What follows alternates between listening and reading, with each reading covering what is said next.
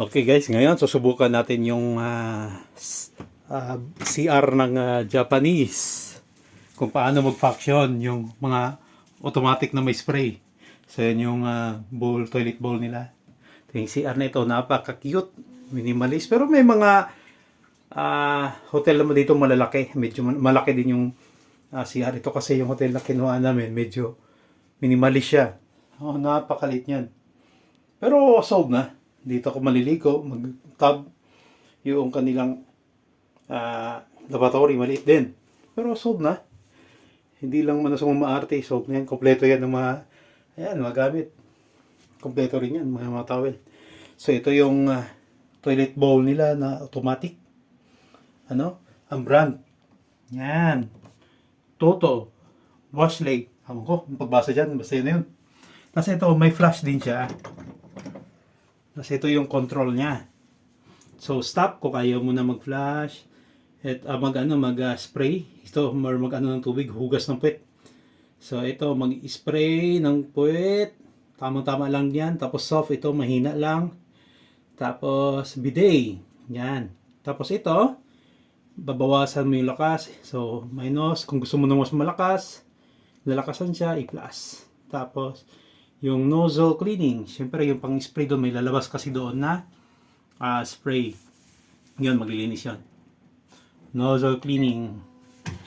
Yun, maglilinis yung nozzle niya. Sunog. Ito, syempre, after mo ma-sprayhan yan, may pamunas. Yan, may tissue tayo dyan. So, subukan ka na cleaning pa ng nozzle, no?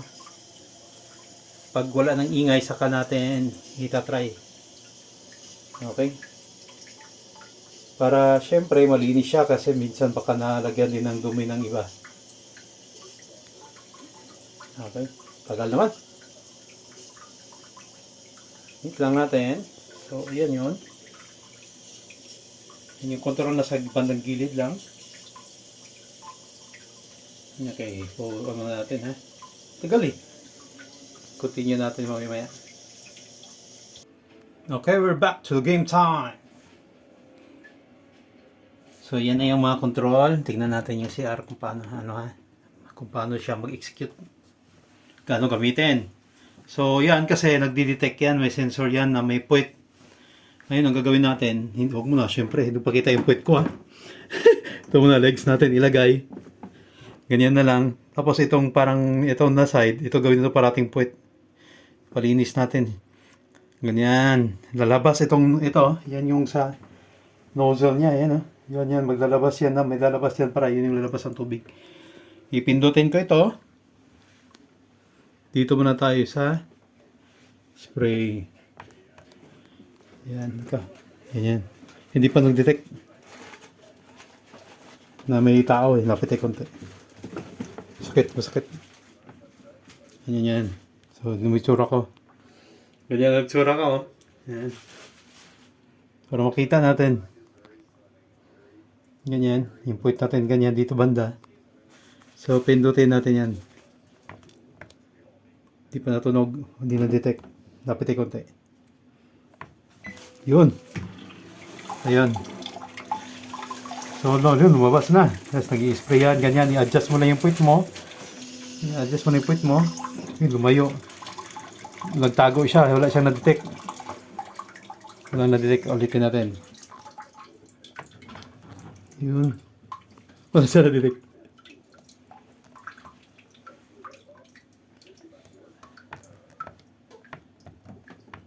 Yan.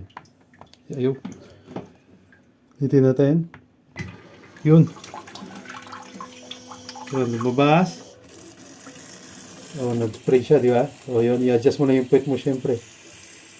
Ayan, lalabas lang dyan. Ayan, tubig, Yung puwet mo, i-adjust mo lang yan para matama yung puwet. Yung butas ng puwet mo, marilinis niya yan. May tae pa nga yan, may tiwitim pa. Ayan, tapos i-stop mo. I-stop. Pag-stop niyan, titigil siya. Ayan, nagtago ulit. Ayan, bumalik. Ito na tayo sa ito tayo sa soft. Yan, labas ulit yan. Yan.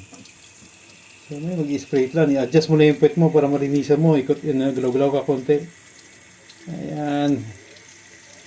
Yan o. Yung puwet mo, galaw-galaw ko lang para yung malilinis yung buong puwet mo.